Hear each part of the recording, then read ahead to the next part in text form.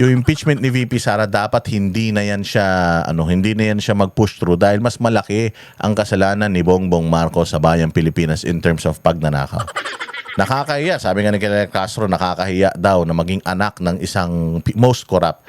Oo, nakakahiya Claire Castro maging anak ng isang most corrupt. Na if you Google Marcos Sr. If you check the Guinness World Record, I mean Guinness World Record.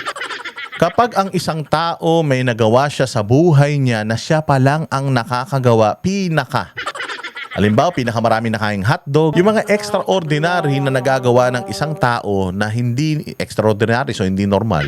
Yung mga hindi normal na nagagawa ng isang tao na siya lang ang nakagawa, nandoon si Marcos Sr., yung tatay niya.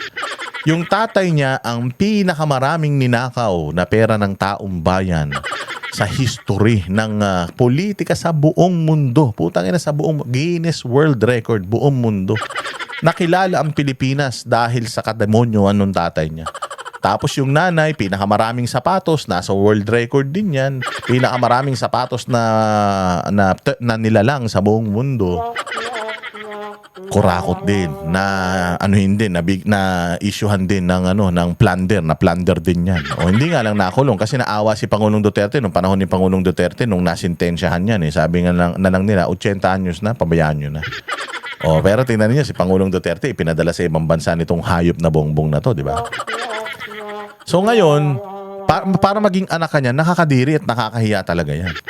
O ang problema, putsang ina, mas malala pala siya.